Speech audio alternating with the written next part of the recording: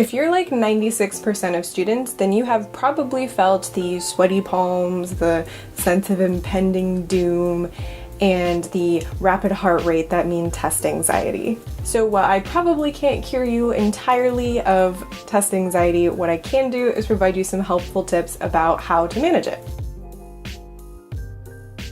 I'm Melissa with PrepScholar, and PrepScholar is a leading test prep website that includes not only articles about every conceivable topic you can think of with regard to test and college preparation, we also have a customized tutor program that scales to your exact needs and that can include one-on-one tutoring time if you need it. And you can learn more about all of that at PrepScholar.com. While you're here, consider taking a moment to subscribe. Right down there, there's a big red button that says subscribe in it. Take advantage of that. That's going to give you updates on all of the videos that we're posting and make sure that you see them first. While you're down there, consider leaving me a comment about how you personally fight test anxiety. How do you relax? How do you make the most of your study time? Let me know. So before we get into how to beat test anxiety, we should first learn what test anxiety is. So the first thing you need to know is that test anxiety is not weird, it's not something to be ashamed of, it's actually super common. As I mentioned in the introduction, something like 96% of people experience test anxiety at some point in their life. Another important thing to remember is that test anxiety causes real physiological symptoms. It's not something that you can just talk yourself out of. It's something that causes your body to respond in a particular way because your brain is almost telling you that you have something that you should be really afraid of, so it's kicking your body into fight or flight mode. Those physiological responses can be everything from the sweaty palms and the increased heart rate to decreased concentration, and even in like the super long term, it can cause memory impairment. So all of that sounds pretty terrible. So if you're anything like me, you're probably now feeling a little bit stressed about how much you stress. But the thing to remember is that stress and anxiety can be managed. And with preparation and understanding, you are better equipped to make the most of your test time, and you'll find that you have an easier time managing your anxiety before your tests. And just as a side note, younger people in particular are way better at repairing the neural pathways that may be impacted by long-term stress and long-term anxiety, so just keep that in mind. Your body's going to be okay. And seriously, don't worry about it too much, because worrying about worrying is what causes these things in the first place, so just try to relax if you can. So that brings us to what you can do about stress, and more specifically, what you can do about test anxiety. So let's get into it. So the first major step to preventing test anxiety and managing test anxiety is to prepare early. And I know at this point you've heard this 10,000 times before, maybe from one of my SAT prep videos, maybe from any of the other numerous test prep videos that are out there. But seriously, get started early. Naturally, the closer you are to your test date, the more stressed out you're going to be. If you start early, you can spread that amount of stress out over days, over weeks, months, even years if you get a really good head start. And the thing is, if you start late, you're going to end up cramming, and it's that cramming that causes problems. No matter where you are in your high school education, there are things that you can do to help prevent test stress. And yes, that includes if your test is tomorrow. A lot of people are tempted to do last-minute cramming. So you study really hard right before the test because you're trying to get everything into your brain so that it's fresh, right? The problem is that that approach really doesn't work. A good refresher can be great, but trying to cram everything in there at once right before the test is just generally not a good study tactic. Instead, you can ask yourself questions like, how much time do you have before your test? And how many things do you need to study? And then you can plan your practice around that rather than trying to cram it all in at the last minute. Say, for example, that you need to study 3 different subjects. So that's 3 subjects. We'll say your test is in 24 hours and you're going to have 8 hours sleep.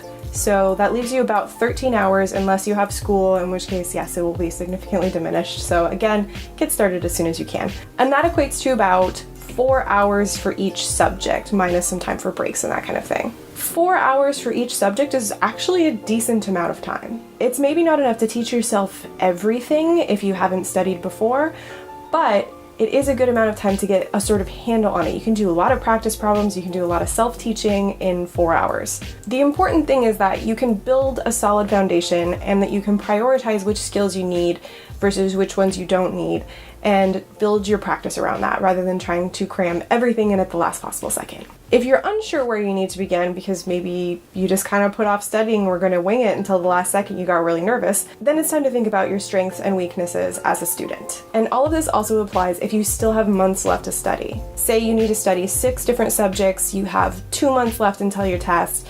When you divide that up, you end up with about 3 subjects per month or 1 subject per week. Obviously, we have a little bit left over. So if you break that down and you spend an hour a day studying each subject, then you have ended up with not only 7 hours studying each thing, but also you've ended up with some spare time so you can go back and brush up on stuff that maybe you need a little more help with. That prioritizing is everything, and giving yourself some extra room will mean that you can always revisit the skills that you were struggling with. So step number 2 is going to be to take care of yourself. And if you think back to my last example, you'll notice that I said that you got a full 8 hours sleep, and I meant it. Yes, you would theoretically have more time to study if you didn't get 8 hours of sleep, so say you slept 6 hours, or 3 hours, or no hours. But it's important to remember that the average teenager needs like 9 hours of sleep to be fully functioning, and most people probably aren't getting that. If you're not getting that, there's a strong chance that you're experiencing things like kind of like a foggy memory, or you could be experiencing impaired concentration or forgetfulness or even anxiety. The downside to this, of course, is that anxiety in turn can make it difficult to sleep because your mind is just running over and over and over every possible thing that could go wrong. So because anxiety can make it hard to sleep, you're going to want to put in an extra good effort to train yourself to sleep well. And that can mean things like taking some time to relax before bed. You can take some time to meditate if that's your thing, or do yoga, or go for a run, or even just turn off your screens an hour before bed. There's actually studies that have shown that our exposure to blue light from cell phones and from computer screens can disrupt our circadian rhythm and make it more difficult to sleep. So if that's a concern for you, then really turn off your devices an hour before bed. Other things you should be doing include eating full, balanced meals, drinking lots of water, and getting exercise. And I know all of those things sound like they're not super related to test prep, and it seems weird to mention them. But here's the thing. Your brain is a part of your body, and if you want your brain to be healthy, you also need to nourish your body. And that doesn't mean that you need to like go out and immediately join a gym and start drinking a gallon of water, none of that kind of thing. You can take little steps like jogging to the mailbox or replacing the soda that you usually have with lunch with a glass of water. These little steps build up and they mean a lot, particularly when you turn them into good habits in the months before test prep. If you can't do months before test prep, that's okay. That doesn't mean that you should just give up on it entirely. Eat well the night before, eat well the day of, and make sure that your body is really fueled and ready for your test. My third tip is to take breaks. This is going to sound weird or counterintuitive because obviously if you're crunched for time, if you're feeling stressed, you're going to want to get stuff over as quickly as you can. But taking breaks is actually essential to maintaining your concentration. So if you're deep into studying and you've got 2 hours ahead of you where you're like, I'm going to do nothing but study, it's actually good to take some time away from studying. It doesn't have to be 15 minutes, it doesn't have to be a half hour. You can just get up for 5 minutes and stretch, take a little walk around the room, go pet your dog, something like that. All of that is good for kind of breaking this zombie-like momentum that we get into as we're working on a project, including studying. I found one of the best ways to remind myself to take breaks is to set timers. So I have a couple ways I personally do this.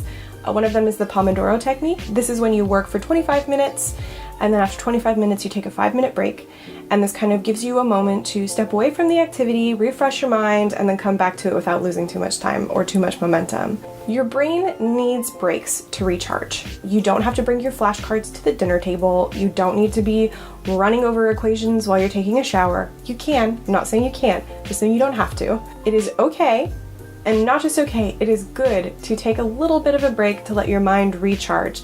Yes, even if your test is tomorrow. So all of those tips might seem a little general, and that's because test anxiety, like any form of anxiety and like most forms of stress, doesn't necessarily come from anything that's real or tangible. We often feel them whether or not they have any basis. No matter how many practice tests you take, no matter how good your scores are, if you experience test anxiety, you're probably still going to be feeling like you're not quite ready, no matter how much time that you have prepared.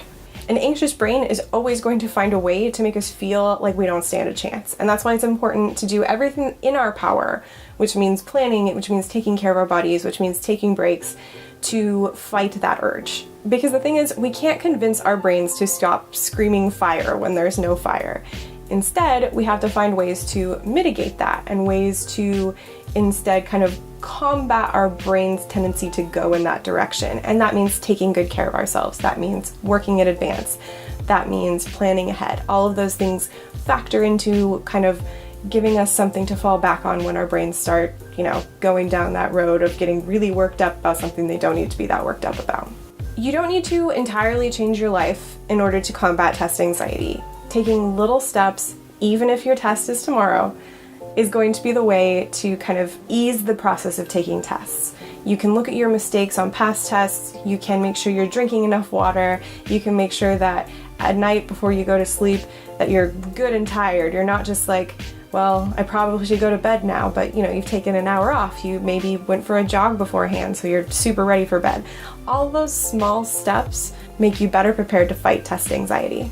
You can also just brush up on your studying strategies. Down in the description box below, I'm putting links to a whole bunch of information about studying strategies, different tips, especially for specific tests like the SAT or ACT. Up in the corner there, I'm going to have a link to our ACT prep. Just click through to our channel and you can find both SAT and ACT prep strategies. If you're looking for something a little more intense, we also have a customized tutoring program that scales to your exact needs as a student. You can find that at PrepScholar.com, and you can even get one-on-one tutoring if you feel like you need that a little extra boost. Thanks for watching, and please do like and subscribe this video if you find it helpful, and take a moment down in the comments to let me know how you prepare for tests and how you combat test anxiety, because you never know who else might be helped by your advice.